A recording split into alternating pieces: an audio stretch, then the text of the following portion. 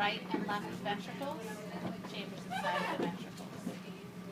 The groove underneath the auricle is the coronary sulcus, right and left. Inside the coronary sulcus, you have the right and left coronary arteries.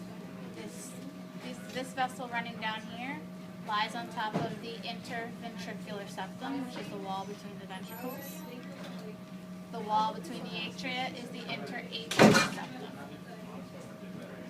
Inside the right atria, you have entrances from the superior vena cava and the inferior vena cava, as well as from the coronary sinus. Blood's going to flow through the right atria, through the tricuspid valve. These would be the chordae tendineae of the tricuspid valve, papillary muscles, and the trabeculae carneae of the ventricular wall.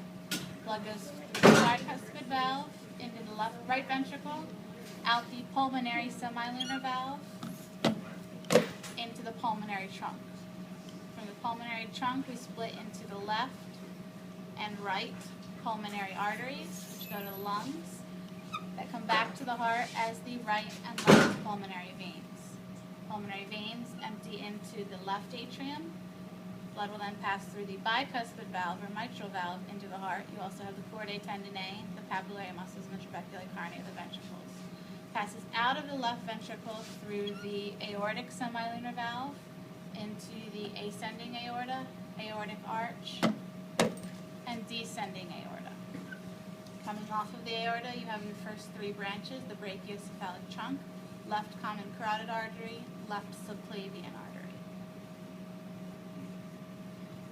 The walls of the heart, three-layered tissue, pericardium to the outside, myocardium to the muscular wall, endocardium on the inside. In the wall of the right atria, you can see the remnants of fetal structures. If you look in the back, you'll see a circular depression called the fossa ovalis in the adult heart. It's a remnant of an opening called the foramen ovale in the fetal heart. Connecting the pulmonary trunk to the aorta is a small tendinous structure in the adult heart called the ligamentum arteriosum.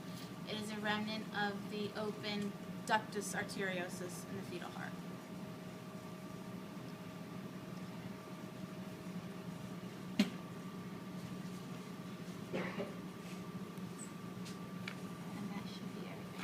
All of these structures from the heart to the lungs and back are the pulmonary circulation. All of the structures from the heart to the body and back are the systemic circulation.